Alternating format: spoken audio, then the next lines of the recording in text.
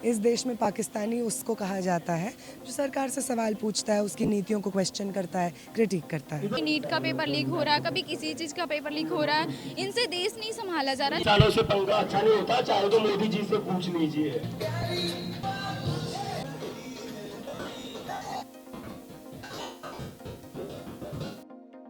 जय जवान, जय जवान।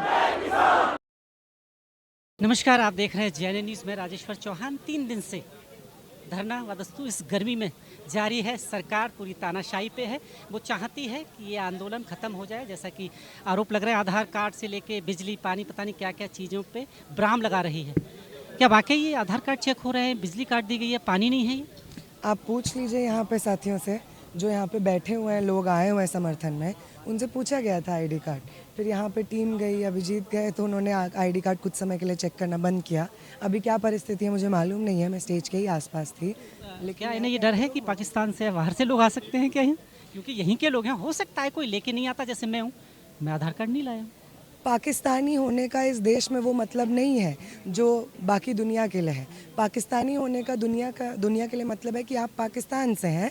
इस देश में पाकिस्तानी होने का मतलब तो है कि आप मतलब हो सरकार सकता है से कि सवाल बस पूछते आप हैं। सच बोलिए और क्वेश्चन करने शुरू कर दीजिए, आप पाकिस्तान से हो जाएंगे। हाँ, मैं वही कह रही हूँ कि दुनिया के लिए पाकिस्तानी होने का मतलब होता है कि आप पाकिस्तान से हैं। इस देश में पाकिस्तानी उसको कहा जाता है जो सरकार से सवाल पूछता है, उसकी नीतियों को क्वेश्चन करता है, क्रिटिक करता है।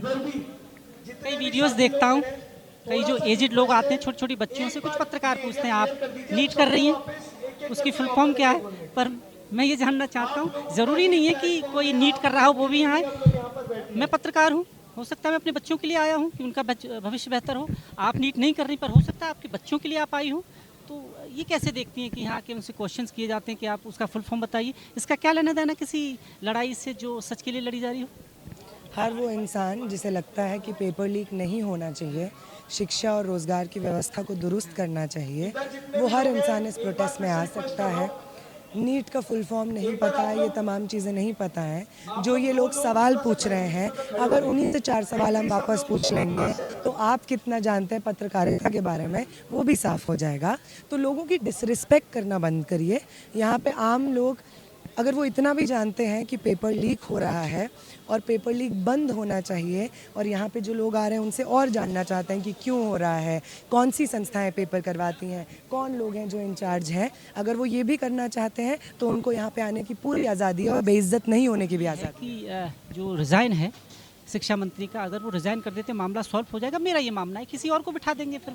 पर मेन मुद्दा होना चाहिए कि हमें पारदर्शिता चाहिए अब शिक्षा में। जैसा अभी नीट का पेपर कर दिया सेना, तो सेना के हवाले कर दो ना सारा, ये बहुत पैसा बच जाएगा। नेताओं की जो सैलरीज आती है, घोटाले होते, हमारा पैसा बच जाएगा, सेना चला लेगी देश को। हमें पता तो होगा एटलीस्ट कि सेना से बात करनी है। अभी तो समझ नहीं आता किससे बात करें इतने सारे नेताओं में। धर्मेंद्र प्रधान का इस्तीफ़ा सिर्फ फर्स्ट स्टेप है एक लंबे प्रोसेस में जो होना होगा ताकि शिक्षा व्यवस्था दुरुस्त हो। लेकिन धर्मेंद्र प्रधान के इस्तीफे के बिना शिक्षा व्यवस्था दुरुस्त हो जाएगी, ये भी सच नहीं है, क्योंकि धर्मेंद्र प्रधान सेंट्रल में है। एजुकेशन व्यवस्था के सेंटर में धर्मेंद्र प्रधान है, और जब तक पोर्टफोलियो, एजुकेशन मिनिस्ट्री का पोर्टफोलियो होल्ड करने वाला इंसान इस चीज़ को समझता नहीं है कि अगर वो अपना काम नहीं करता है तो उसको कुर्सी से उतार करके फेंका जा सकता है, तब तक वो शिक्षा मंत्रालय से नहीं होगा। मैं आपका नाम जानना चाहूँ? मेरा नाम नेहा है सर, मैं ऐसा से हूँ। Thank you so much. Thank you sir. पर एक आखिरी सवाल सर, जारी रहेगा जब तक कि बिल्कुल, जब तक धर्मेंद्र प्रधान इस्तीफा नहीं देते हैं हम यहीं बैठे हैं, आप रोज़ आके कवर करिए। क्या नाम है आपका? मेरा नाम पूजा है और मैं बिहार की रहने वाली हूँ, लेकिन मैं नोएडा में रहती हूँ, जॉब करती हूँ और मैं अकेले रहती हूँ।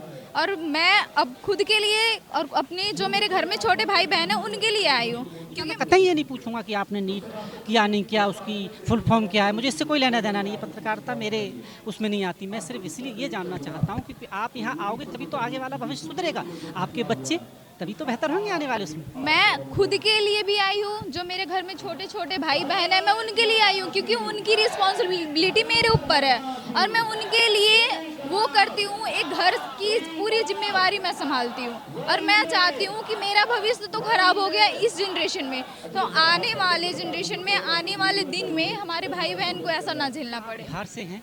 हाँ जी। मैं कई बार ज़मीन रिपोर्टिंग करता हूँ, मैं ये भी जानता हूँ कि कुछ ऐसे बच्चे कैसे पढ़ाई करते हैं छुपा हुआ नहीं है, घर बिक जाते हैं, मैं गहने बहुत बिक ही जाते हैं normal family से उनके, belong पर जब करती हूँ, एग्जाम बहुत। कैंसिल होता है उनकी इतनी क्षमता नहीं है कि वो दोबारा एग्जाम हमसे तक दिलवा पूछिए। पाए। हाँ बिल्कुल। बहुत हम इतने गरीब फैमिली से बिलोंग करते हैं कि हम हमारे मम्मी पापा मेहनत मजदूरी करके हमें बाहर भेजें पढ़ने के लिए, और मैं अगर ये देखने के लिए हमें मिलेगा कभी नीट का पेपर लीक हो रहा है, कभी किसी चीज़ का पेपर लीक हो रहा है, इनसे देश नहीं संभाला जा रहा एससी है। पे कोई क्वेश्चन उठा दे तो CBSE पाकिस्तानी कह दिया जाता है।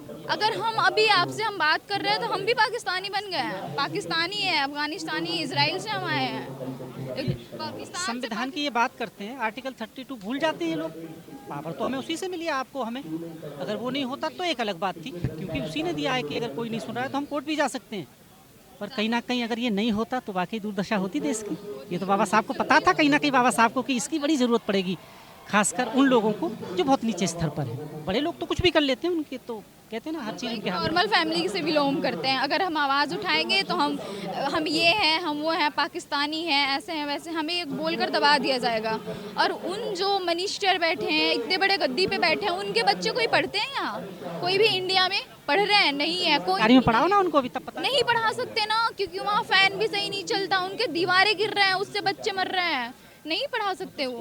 अपने बच्चों के लिए एसी चाहिए, और जो गरीब है उसके लिए कुछ नहीं चाहिए। भी नहीं, एक अभी पानी के लिए मुंबई का मैंने न्यूज़ देखा था फिलहाल में, पानी के लिए उन्हें वो किया जा रहा है, बताओ, पानी रोक दिया जा रहा है। यहाँ पे जब से स्टार्ट हुआ आंदोलन, वहाँ यहाँ पे लाइट काट दी जा रही है, पानी बंद कर दिया जा रहा है, खाना नहीं दिया जा रहा है, गेट पे एंट्री गेट पे लोग आधार कार्ड का मामला भी, आधार कार्ड भी चेक। हाँ, मैं जब सुबह आई थी उसी टाइम की बात यार है। लोग नहीं लेके आते हैं। हाँ, आधार कार्ड मांगा जा रहा है उनसे, खुद का आइडेंटिफिकेशन मांगा जा रहा है। क्यों मांगा जा रहा है? हम तो किसी देश से लोग आए हैं, हो सकता है किसी भी कोने से आए हो। आपको वहाँ चेक करना है, नेपाल बॉर्डर पे करो वहाँ पे, क्यों नहीं चेक किया जा रहा है? और हम थोड़ी ना यहाँ पाकिस्तानी है जो बम लेकर आ रहे हैं, हम तो खुद के लिए आ रहे हैं, अपने घर के बच्चों के लिए आ रहे हैं, थोड़ी ना ये बम लेकर आ रहे हैं। नहीं। क्या एक चीज़ और, इस विरोधाभास के बीच एग्ज़ाम हो गया है नीट का, कैसे देख रही हैं इस नीट को? कोई फायदा नहीं। एक बच्चे अभी 2 मिनट लेट हुआ, उसे एंट्री नहीं मिली। बताइए कितनी बड़ी बात है? 2 मिनट के चक्कर में उसे एंट्री नहीं मिली तो कितनी बड़ी बात है? आप मुझे बताइए, आपके भी बच्चे पढ़ते होंगे, हम तो अभी स्टूडेंट हैं, फिर भी आपके भी बच्चे पढ़ते होंगे, आप इस चीज़ को समझ सकते हैं, आप एक्सपीरियंस है। स्टूडेंट थे जो रो रहे थे भटक भटक के वहीं पर। भी रोए हैं, हमारे भी बच्चे पूछते हैं हमसे, क्या हमारे साथ भी ऐसा होगा? तो हम उन्हें क्या जवाब दें? नहीं, हम तुम्हारे लिए बता लड़ेंगे। दीजिए आप, ये जो रिज़ाइन का मामला है, अगर रिज़ाइन कर दूँ तो मामला सुलझ जाएगा? क्योंकि मुझे ये लगता है कि मामला उससे सुलझेगा तो नहीं, क्योंकि ये किसी को भी बिठा देंगे। मामला तो हमारा ये है ना कि हमें बेहतर हमें शिक्षा चाहिए, ऐसा- पारदर्शिता के साथ चाहिए। ऐसा मंत्री चाहिए, ऐसा हमारा शिक्षा मंत्री चाहिए जो कि हमारे देश के भविष्य को, जो छात्र छात्रा हैं उनको सुधारे। ये नहीं कि वो जो बोले वो, नहीं, हम उन्हें बना रहे हैं, वो हमें नहीं बना रहे हैं, हमने उन्हें बनाया, उसने हमें नहीं बनाया है। सबसे बड़ी चीज़ हक नहीं। एक झूठ, ये आपसे पूछना चाहता हूँ, सबसे बड़ी झूठ लाइन यही है कि हम आपका दर्द समझते हैं। सबसे बड़ी झूठ है ना ये, क्योंकि लोग ये बोल के साइड लाइन चले जाते हैं, पर दर्द तो उसी को होता है ना जिसको चोट लगती है, महसूस भी वही करेगा। तो ये जो बड़े बड़े कुर्सी पे बैठे हैं उनको कहाँ दर्द हो रहा है? उनके बच्चे तो आराम से एंट्री भी मिल जाती है, बैक गेट से भी मिल जाती होगी, अगर लेट भी हैं तो उनके तो अंदर गाड़ी भी चली जाती होगी शायद। उनको एक आम स्टूडेंट तड़पता रहता है, अगर 5 लेट जैसे आप बता रही है, कई बार ऐसा देखने। 2 मिनट लेट हुआ, उस बच्चे का भविष्य खराब हो गया, अब वो 1 साल वेट करेगा। तो वो बच्चा, अब सोचिए कि वो बच्चा कितना मेहनत किया होगा, कितना लगन से पढ़ा होगा, कितना उनकी मम्मी पापा मेहनत किए होंगे, फिर भी उस बच्चे को एग्जाम सेंटर में एंट्री नहीं दिया गया। कहीं ना कहीं इसमें दोषी तो वो लोग भी हैं, ऊपर की तो हम छोड़ देते हैं, वो तो मिनिस्टर चलो अपने रूम में बैठा है, जो वहाँ गेट पर होते हैं वो अगर संवेदनशीलता हो उनमें, जो पुलिस हो या कोई भी वो कर सकती है, पर उनको संवेदनशीलता भी नहीं है। उनके लड़ने से क्या जा रहा है अगर किसी का भविष्य खराब हो रहा है? मानवता ही नहीं है उनका, ऊपर से ऑर्डर है, सुप्रीम कोर्ट का ऑर्डर, नौकरी बचानी है उन्हें। उनको नौकरी बचाना, सस्पेंड कर दिया जाएगा, रेड कलम चल जाएगा, तो उनकी नौकरी चली जाएगी, तनख्वाह नहीं मिलेगा, उनके बीवी बच्चे भूखे मरेंगे। तो वो चीज़ जब उनको समझेंगे, जब होगा, वो हमारे साथ होता है, हम कई दिन खाना भी नहीं खा पाते हैं। पूजा, एक चीज़ कितने आप जैसा आपने कहा जॉब करती हैं, छुट्टी ली हुई है, हाँ, मैं पैसे लीव कटेंगे? लेकर आई हूँ। पैसे कटेंगे? मेरे तो कटेंगे, मेरे कटेंगे, मैं लीव लेकर आई हूँ। अपने बच्चों के लिए वो पैसे कटवाना ज़रूरी है। कटवाना ज़रूरी है, और मैं यही सोच कर आई हूँ कि आज मैं जा रही हूँ खुद का बलिदान देने। अगर खुद की 1 दिन की लीव लेती हूँ तो जाना ज़रूरी है। मैं चाहती हूँ कि मैं बच्चों को बता पाओगे कि कुछ बेहतर किया, और वो भी कह पाएंगे कि हाँ इस पार्टिसिपेंट में हमारी माँ ने भी हिस्सा लिया था, है ना। आने वाले बच्चे भी सोचे कि हमारे लिए वो लड़े थे, उन्हें ये ना झेलना पड़े कि पेपर लीक हो रहा है, ये पेपर लीक हो रहा है, उन्हें ये तकलीफ़ें ना झेलना पड़े। ये बाकी हम आपसे देख लीजिए, ये स्टूडेंट भी रही है और अभी काम कर रही हैं। अब आप सोचिए कि सैलरी को दाव पे लगा के, और अमीर घर से नहीं है जनाब, यकीन मानिए। अगर ये बिटिया अमीर घर से होती ना तो इसके भी ठाठ होते। और अमीर लोग के घरों के लोग ना यहाँ आंदोलनों में नहीं आते, यकीन मानिए। कौन आते हैं? गरीबी से जो लड़ते हैं, जिन्होंने गरीबी को देखा होता है नज़दीक से, जिन्होंने एक रोटी की कीमत समझी होती है, जिन्हें सब कुछ मिल जाता है ना, वो इनका दर्द नहीं समझेंगे। जुड़े रहें, बहुत सारी कहानियाँ हैं, और ये कहानियाँ नहीं है बेसिकली, ये आने वाले फ्यूचर की स्टोरी लिखी जाएगी। आने वाले टाइम में कुछ बेहतर हुआ था, जिससे ये सब जो चल रहा है ना, करप्शन, ये करप्शन ही है ना। अगर सब कुछ सेना के हाथ ही है, सेना सब कुछ करेगी, तो सौंप दीजिए ना। काहे को ये मंत्री शंत्री को इतनी सारी सैलरी और ये भ्रष्टाचार आप दे रखा है, हटा दीजिए सब कुछ, सेना को सौंप दीजिए, देश चला देगी, सारा पैसा बच जाएगा हमारा, बचेगा ना। अभी नीट में वही हुआ है, हेलीकॉप्टर आया है सेना का, और यकीन मानिए सेना पे आज भी लोगों को भरोसा है। जब एक फौजी की जान जाती है लोग दुखी होते हैं, पर किसी और लोग की जाती है, मैं नाम नहीं लेना चाहता, लोग खुश होते हैं कि अच्छा एक भ्रष्टाचारी चला गया। जुड़े रहें, कहानियाँ बहुत हैं।